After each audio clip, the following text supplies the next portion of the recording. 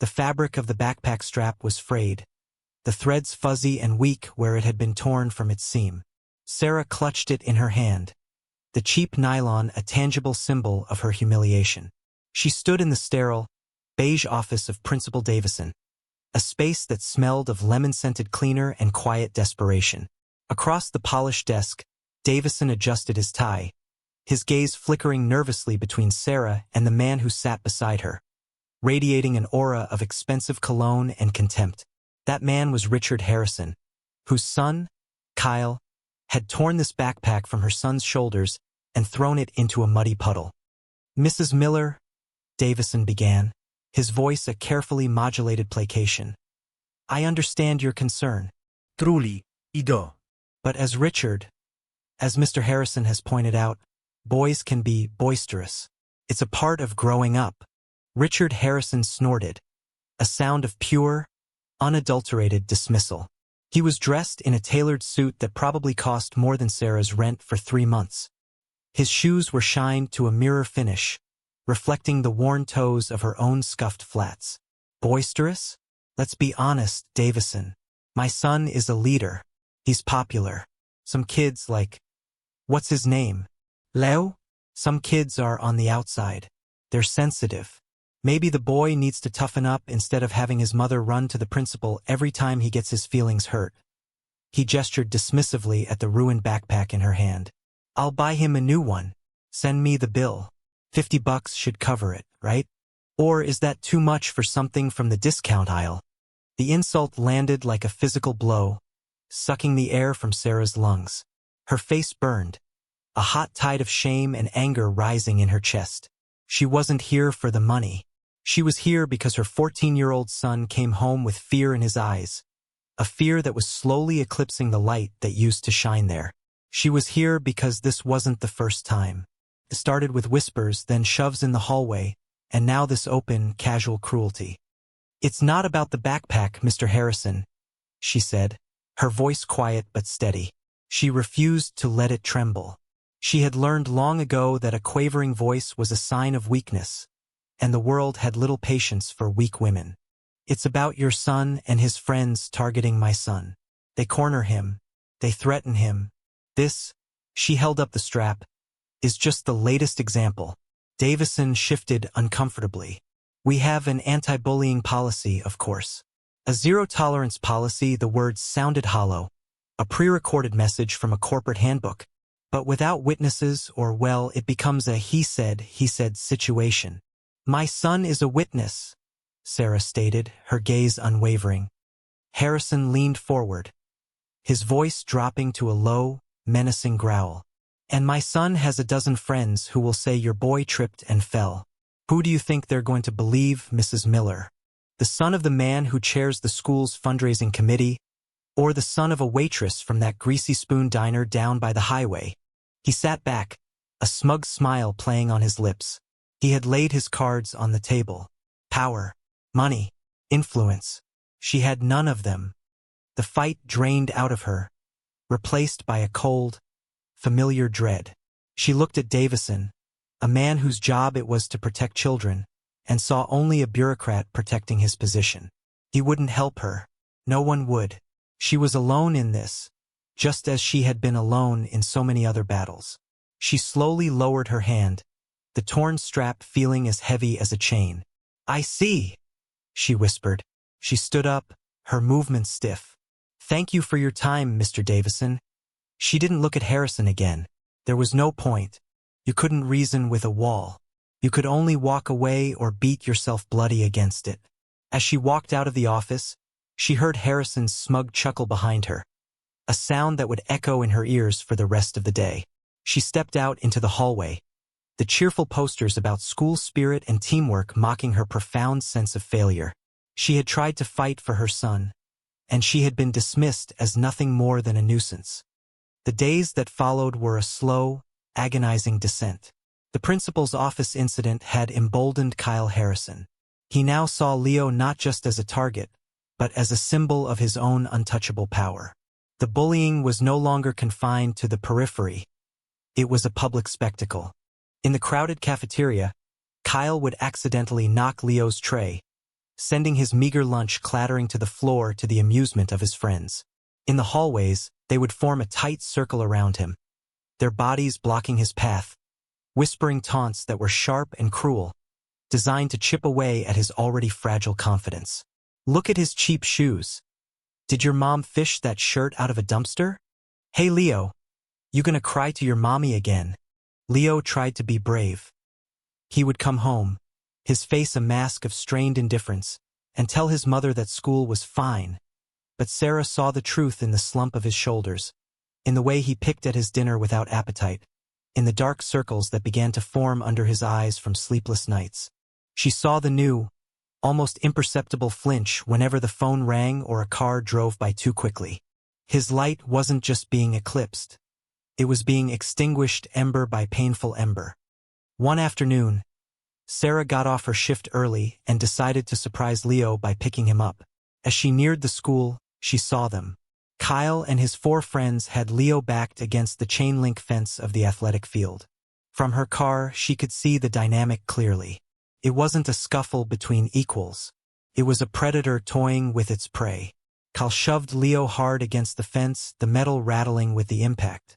One of the other boys snatched Leo's history book and threw it into the dirt.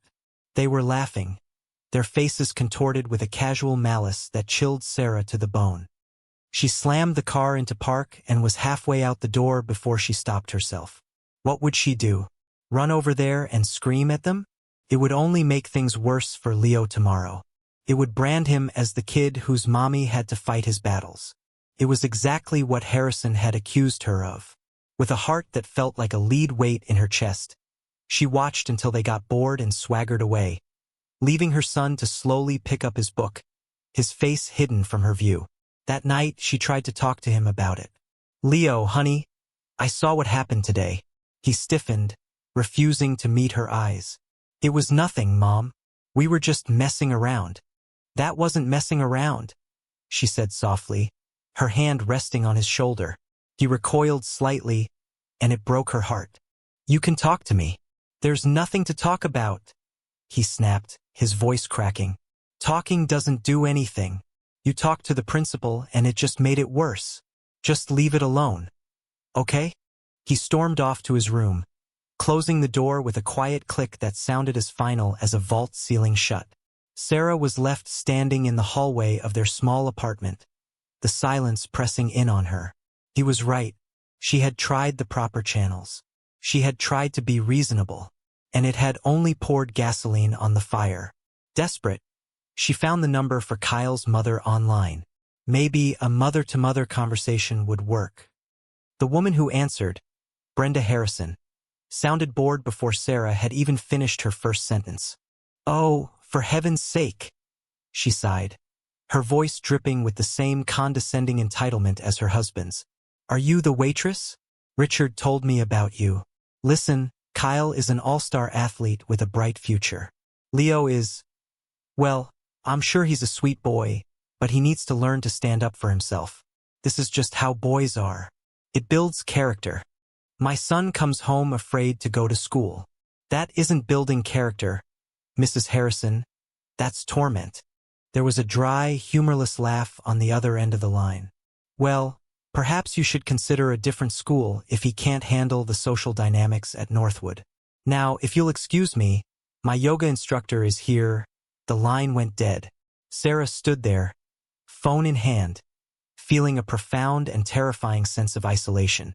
The system was rigged, the powerful protected their own, and she and her son were just collateral damage, insignificant specks in a world that valued wealth and status above all else.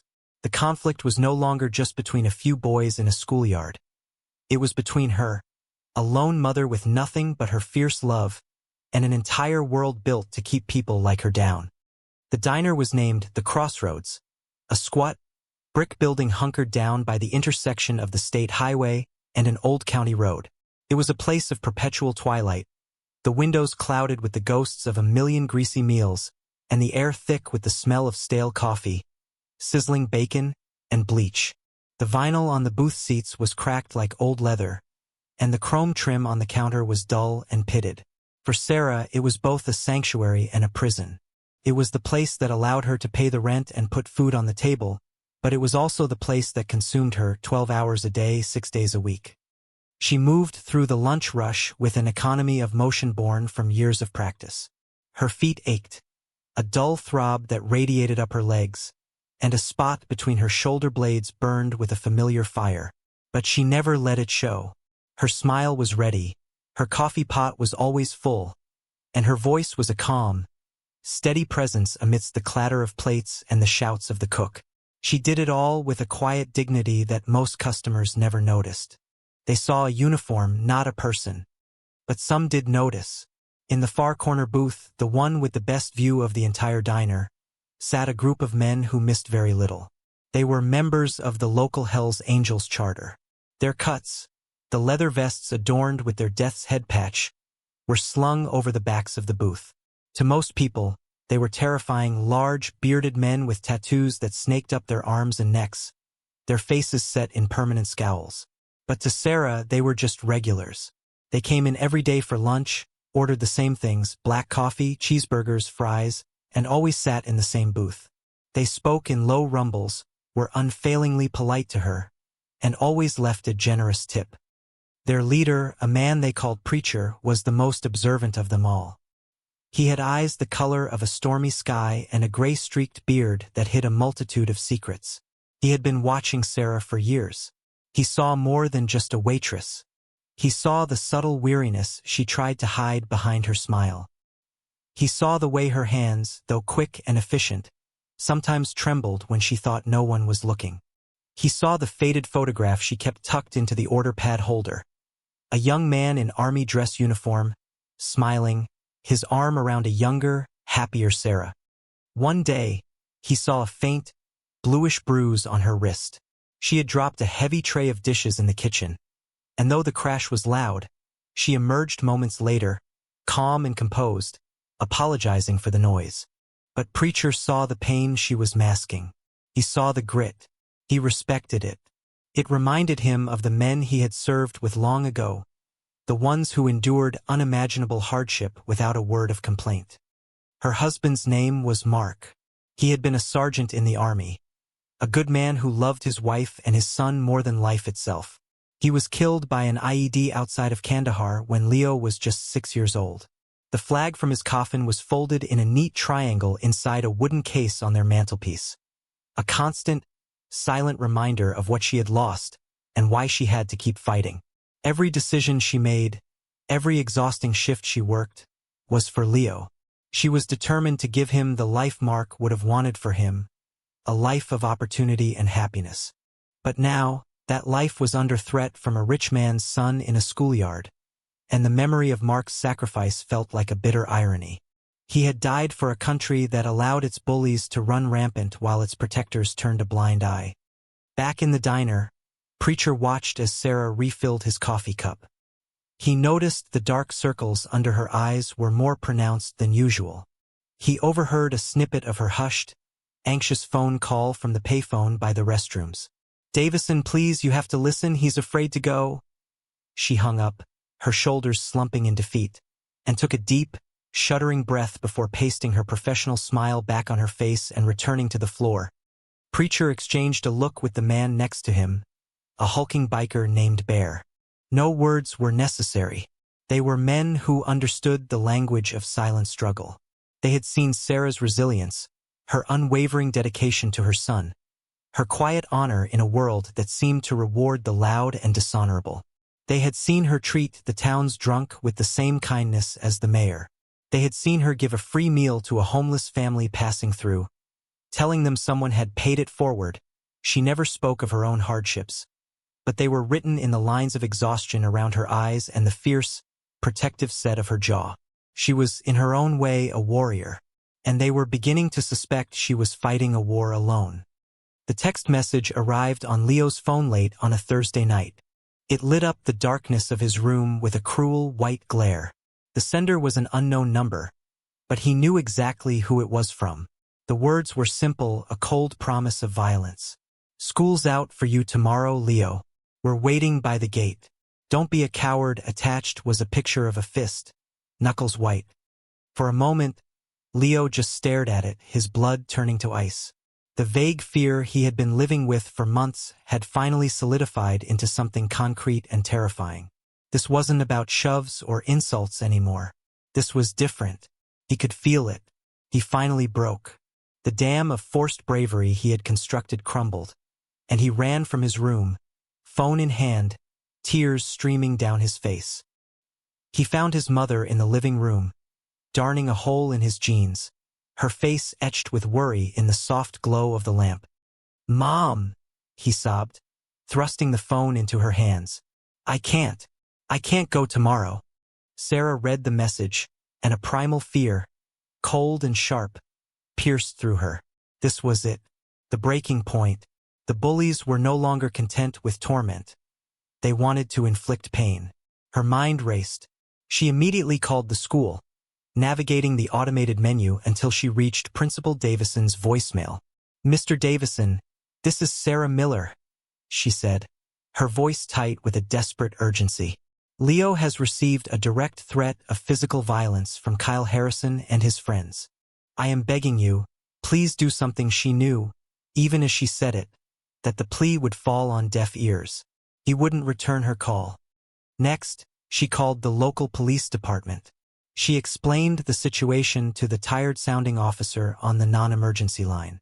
He was sympathetic but ultimately useless. "Ma'am, I understand you're scared for your son," he said, his voice heavy with bureaucratic resignation.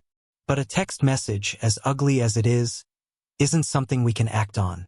It's not a crime until an action is taken. My advice is to keep him home from school tomorrow if you're that concerned. Keep him home. Let them win. Let them think they had successfully terrorized her son into hiding." The thought filled her with a new kind of rage, a cold, hard fury that burned away her fear. No, she would not let them chase her son from his own school. She would not teach him that the only response to bullies was to run. She had lost her husband to violence in a faraway land. She would not lose her son to it in his own hometown. She hung up the phone, her decision made. The system had failed her. The principal, the parents, the police, they were all cogs in a machine of indifference. If the system wouldn't protect her son, then she would.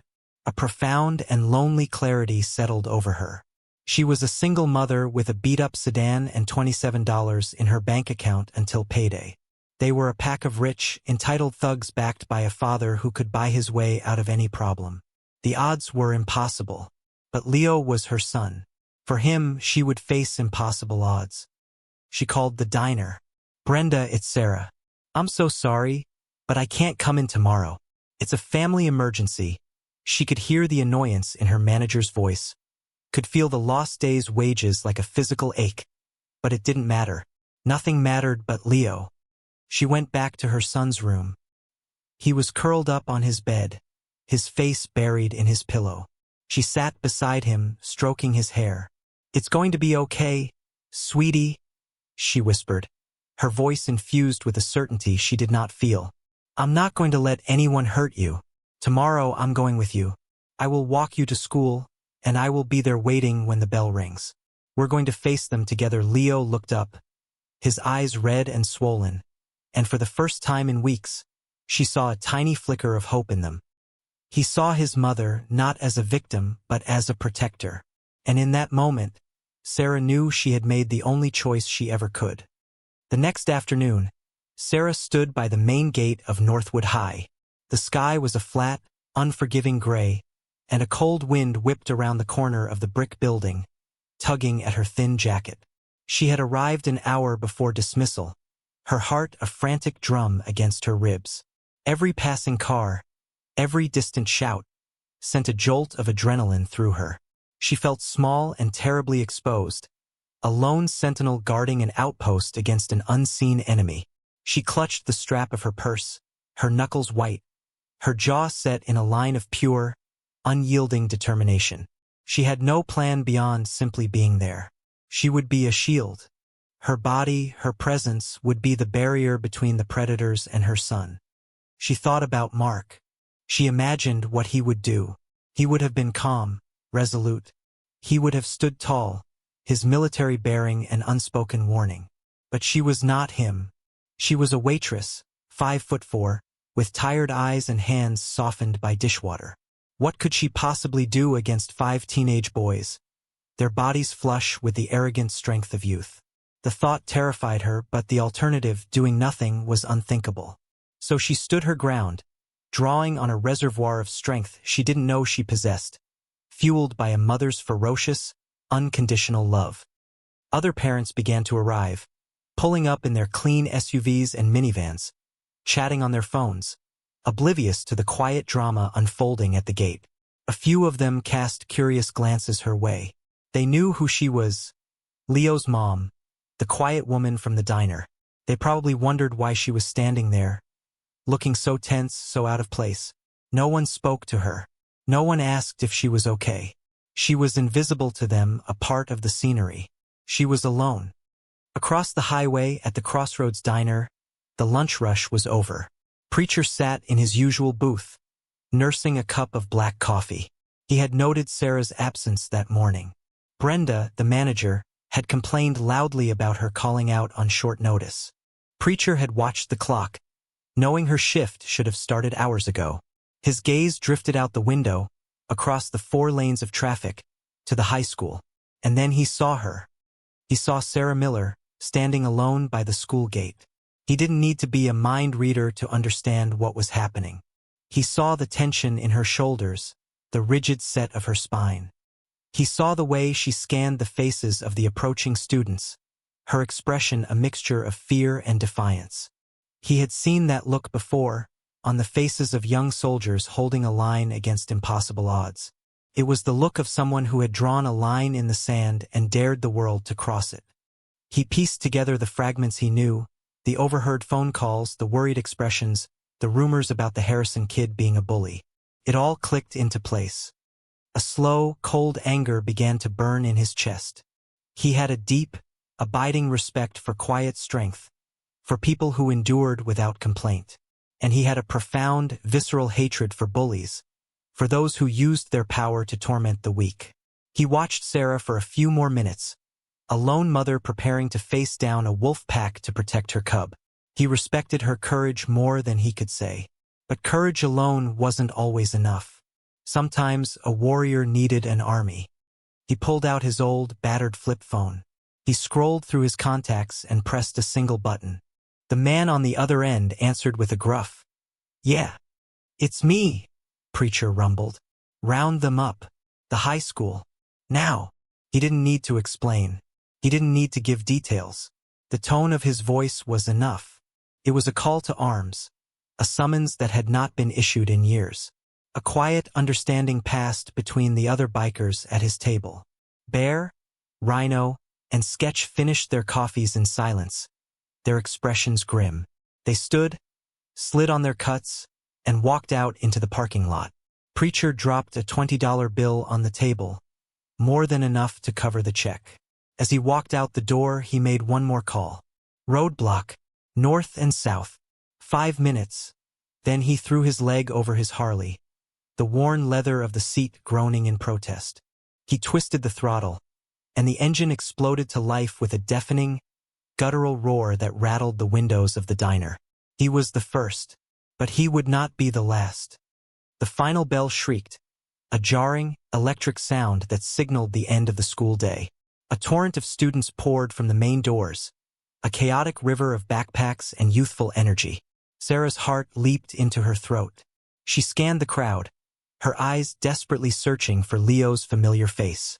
She saw him near the back of the pack, walking slowly, his head down, as if trying to make himself smaller, to disappear into the crowd. Then she saw them. Kyle Harrison and his 4 friends detached themselves from the flow of students, their movements predatory and deliberate. They spotted Leo, and cruel, triumphant smirks spread across their faces. They began to walk towards him, their pace unhurried, confident. They saw Sarah standing by the gate, and Kyle let out a derisive laugh. "Well, look what we have here," he called out, his voice loud enough for everyone to hear. "Leo's mommy came to save him. What are you gonna do, lady? Ground us?" His friends snickered, their collective arrogance a palpable force. They were closing in on Leo, backing him towards the fence, a sick reenactment of the scene Sarah had witnessed before. And then it began. A low, distant rumble. At first, it was barely perceptible. A vibration felt more in the bones than heard with the ears. But it grew steadily, insistently. It was a sound that didn't belong in the quiet, suburban afternoon. Heads began to turn. The students' chatter faltered. The rumble swelled into a deep, throaty growl, then a thunderous, ground-shaking roar. A single motorcycle, a massive Harley-Davidson, chromed and black, turned the corner onto the street in front of the school. Then another, and another. They came from the north and the south, a seemingly endless river of steel and leather. 10 bikes became 20. 20 became 50. They kept coming, pouring into the street, their engines a symphony of raw, untamed power. They weren't just passing by. They were arriving. They formed a perfect, intimidating line, blocking the entire street, their headlights cutting through the gray afternoon light like 100 angry eyes. The final count was over 100. 100 Hell's Angels, sitting astride their idling machines, a silent, menacing wall of patched leather and hardened glares. The air grew thick with the smell of exhaust and the palpable weight of their presence. The entire school, students, teachers, parents in their waiting cars, was frozen, stunned into a collective, disbelieving silence. The only sound was the synchronized, percussive rhythm of 100 idling V-twin engines. Kyle and his friends stopped dead in their tracks. The smirks vanished from their faces, replaced by masks of pale, slack-jawed shock. Their perceived power, their schoolyard dominance, evaporated in an instant, rendered utterly insignificant in the face of this overwhelming force. They were no longer predators. They were just scared little boys who had picked a fight they couldn't possibly comprehend. From the center of the line, Preacher dismounted. He moved with a slow, deliberate grace that belied his size. The sea of bikers parted for him as he walked towards the gate, his heavy boots sounding like drumbeats on the pavement. He didn't look at Kyle or his friends. He didn't look at the stunned principal who was now hurrying out of the school doors. His stormy eyes were fixed on Sarah. He stopped a few feet from her, his sheer presence a protective shield. He finally turned his head slightly, his gaze falling upon Kyle Harrison, and the boy flinched as if he had been physically struck. Preacher's voice, when he spoke, was not loud, but it was as low and resonant as the rumble of his engine, and it carried with absolute authority over the entire scene. "This woman," he began, his voice a gravelly proclamation, gesturing towards Sarah with a slight nod of his head, "gets up before the sun. She works a 12-hour shift on her feet so her son can have a decent life. She puts up with disrespect and condescension from people who aren't fit to shine her shoes, and she does it without a single word of complaint. She buried a husband, a soldier who died for this country so that worthless little punks like you could enjoy your freedom. She has more honor in her little finger than your whole family has in its bloodline." He took a step closer to the fence, his eyes locking onto Kyle's. "You wanted to teach her son a lesson, but you're the one who's about to learn something. You picked the wrong family to mess with. You picked the wrong woman to disrespect." Just then, a sleek, black Mercedes screeched to a halt behind the line of motorcycles. Richard Harrison got out, his face a thundercloud of fury. He had clearly received a panicked call from his son or the school. "What in God's name is going on here?" he bellowed, striding forward with the unearned confidence of a man used to getting his way. "Get these thugs out of here. I'll have all of you arrested." He stopped short when he saw the sheer number of thugs he was addressing. His bluster faltered, his arrogant stride becoming a hesitant shuffle as he took in the sea of cold, hard faces staring back at him. Principal Davison came scurrying out, his face slick with sweat. "Gentlemen, please, there's no need for this. This is school property." His pathetic plea was ignored. From the line of bikers, another man dismounted. He was older than most, his face a roadmap of hard-lived years, his cut heavy with patches, one of which was a small, faded POW MIA flag. He walked over and stood beside Preacher. He looked at Davison, then at Richard Harrison, his eyes filled with a weary contempt. "I knew Mark Miller," the biker said, his voice raspy but clear. "I served with him. He was my sergeant. The man was a hero. He pulled 2 wounded men out from a firefight under heavy machine gun fire. He took the shrapnel that was meant for me. He died so that men like me could come home to our families." He pointed a thick, tattooed finger at Kyle. "And you let this spoiled brat, this coward, torment his son? You let this money man," he spat the word at Harrison, "belittle his wife? You people have no idea what honor is. You have no idea what sacrifice means." The reveal hung in the air, heavy and irrefutable. The truth, spoken by a man who had been there, stripped away all the pretenses of power and status. Richard Harrison's wealth seemed cheap and meaningless. Davison's authority was a joke.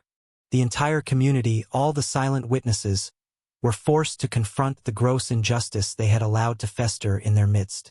Sarah stood listening, tears welling in her eyes, not of sadness, but of a profound, overwhelming gratitude. Someone finally saw her. Someone was finally speaking the truth for her, for Leo, for Mark. Her quiet, lonely battle had suddenly become a public reckoning. The crowd of students, teachers, and parents stood in absolute, reverent silence. The story of Mark Miller's heroism, delivered with such raw authenticity by the veteran biker, had shifted the entire emotional landscape. Richard Harrison's face had gone from red with rage to a pasty, sickly white. His mouth opened and closed, but no sound came out. For the first time in his life, he was utterly powerless. His money and influence as effective as dust in the wind. All he could do was stand there, exposed and shamed before the entire town. Preacher turned his back on the Harrisons and Principal Davison, dismissing them as completely irrelevant. He walked the final few steps to where Sarah stood, her small frame trembling with the emotional storm raging inside her. He looked at her, his expression softening from granite hardness to one of profound respect. He reached up, and with a slow, deliberate movement, he unzipped his own cut. The leather was thick and heavy, worn from years on the road, smelling of wind, rain, and gasoline. It was his identity, the symbol of his allegiance, a sacred garment in the world he inhabited. He held it for a moment, then gently, almost reverently, he draped it over Sarah's shoulders. The vest was huge on her, swallowing her small frame, the weight of it a surprising, solid comfort. The iconic death's head patch rested between her shoulder blades, a declaration of protection more potent than any legal document or police report. It was a coronation, a transfer of power, a symbolic adoption into the brotherhood. "You're not alone anymore, ma'am," Preacher said, his voice low and for her ears only. "Nobody is going to bother you or your boy again. You have our word." Sarah looked up at him, tears finally tracing paths down her cheeks. She couldn't speak. She could only nod, a profound and grateful acknowledgement of the gesture. She wasn't just being saved. She was being seen, honored, and recognized for the warrior she had been all along. The vest was not a costume. It was a mantle of respect she had earned through her own quiet, unwavering dignity. The bikers didn't need to say another word. They didn't need to touch the bullies. Their silent, overwhelming presence had shattered the boys' arrogance into a million pieces. Kyle and his friends, who a few moments ago had been swaggering with confidence, were now practically invisible, trying to shrink away, their faces pale with a fear they would likely never forget. The lesson Preacher had promised had been delivered, not with fists, but with a silent, unshakable display of loyalty and honor. The message was crystal clear to everyone watching. Sarah Miller and her son were now under the protection of the Hells Angels. To harm them was to invite the wrath of an army. The community's perception had been irrevocably altered. Sarah was no longer the poor, struggling waitress. She was a woman of immense stature, cloaked in the fearsome respect of the most intimidating force in the county. The transition from chaos to calm was surreal. With a final, lingering look at the school, Preacher gave a subtle nod. As one, the 100 bikers swung their legs back over their machines. With a coordinated twist of 100 throttles, the idling rumble exploded into a deafening, unified roar that seemed to shake the very foundations of the school. It was a final, thunderous statement. Then, with the precision of a military unit, they began to peel off, turning their bikes around and rumbling away in the directions from which they came, the sound of their departure a fading promise of their return, should the need ever arise. A small contingent of a half-dozen bikers, led by Preacher, remained. He walked over to Leo, who was still standing by the fence, looking stunned. Preacher knelt down, a surprising gesture from such an imposing man, bringing himself to the boy's eye level. "Your father was a brave man, kid," he said, his voice gentle. "You've got his strength in you. Don't ever let anyone make you feel small." He then stood and nodded towards Sarah. "Let's get you both home." They walked to Sarah's old sedan, a procession that turned every head. Sarah, still wrapped in the heavy leather vest, walked with her arm around Leo, who for the first time in months was standing tall. The bikers followed on their Harleys, forming a protective escort. They flanked her car as she drove through town, a rumbling honor guard that ensured no one would ever see her as a victim again. When they arrived at her small apartment complex, Preacher and his men dismounted and walked them to their door, waiting until they were safely inside before leaving. The next day at school was a revelation. The story of the 100 bikers had spread like wildfire, embellished with each telling until it had reached mythic proportions.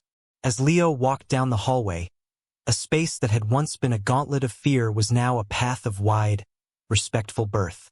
Students who had once ignored him now nodded their heads in greeting. Teachers who had been oblivious to his plight now looked at him with a newfound concern and admiration.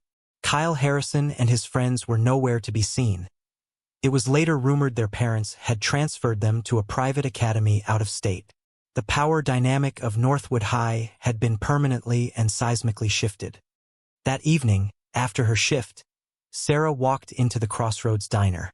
She was carrying the vest carefully folded. She approached the corner booth where Preacher and his men sat. The diner was quiet, the usual hum of conversation muted. Everyone was watching her. She placed the vest on the table. "I can't thank you enough," she said, her voice thick with emotion. "I don't know how I can ever repay you." Preacher looked at the vest, then back at her. He made no move to take it. "There's nothing to repay," he said. "Respect is earned, not given. You earned it a long time ago. We just made sure everyone else knew it." He pushed the vest back towards her. "Keep it for a while. Hang it up behind the counter. Let it serve as a reminder." Sarah hesitated, then nodded, understanding the symbolism. She took the vest and walked behind the counter. She found an empty hook next to the coffee machine, a place where every customer who walked in would see it. She hung the heavy leather cut there, the death's head patch facing out, a silent sentinel watching over the diner. It was a statement of belonging, a testament to her ordeal and her ultimate triumph. The final image was one of quiet, profound peace. Sarah, wiping down the counter, moving with her usual grace but with a newfound lightness in her step. The bikers sitting in their corner booth, their engines parked outside like sleeping dragons. A quiet, respectful nod passed between Sarah and Preacher across the room. She was no longer just a struggling single mother defined by her loss and her hardships. She was Sarah Miller, a woman of unbreakable dignity, a respected and protected member of an unlikely community. Her future secured not by wealth or power, but by the quiet courage that had inspired a brotherhood to rise in her name.